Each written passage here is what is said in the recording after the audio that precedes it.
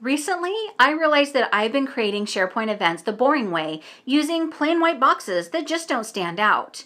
You can make your event's web part pop on the page so that people will notice it and hopefully attend more of your events. What I see a lot of people do is go to the events calendar in the site contents to create a new item. You would enter your basic information such as title, description, etc., and then save. This is going to create that boring white box when you add an event's web part to a SharePoint page. To demonstrate, I'm going to navigate over to my monthly webinar SharePoint page so that we can add an event's web part.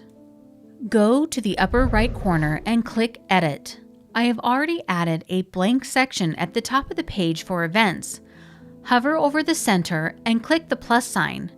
From the web part box, select Events.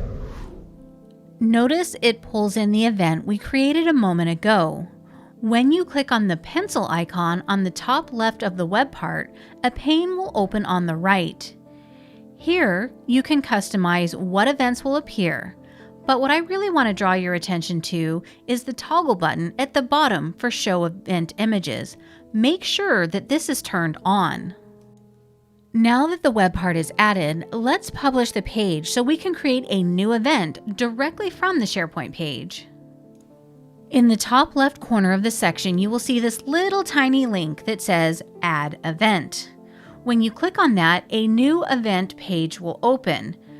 First, I'm going to give it a title, and then I want to draw your attention to the upper left-hand corner where you will see a small icon for Add an Image. I'm just going to choose a stock image, but you can upload a custom one if you want to.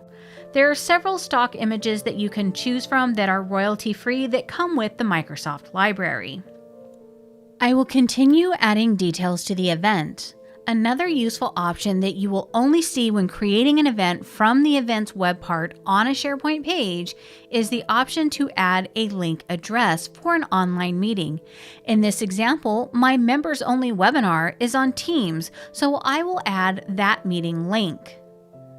This makes it easier for people to find all of the information they need to join in one place. When you are done, click Save in the upper right corner.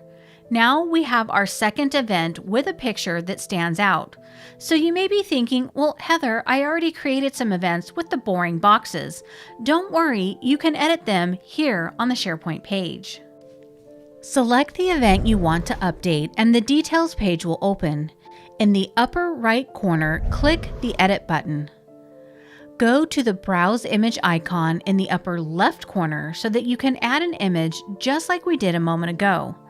I'm going to stick with stock images today. Click Insert to add your selection, and back on the Event Details page, click Save. When I go back to the monthly webinars page, we now have two events with colorful images that I think are much more engaging. If you found this video useful, please consider hitting the like button. It really helps the channel.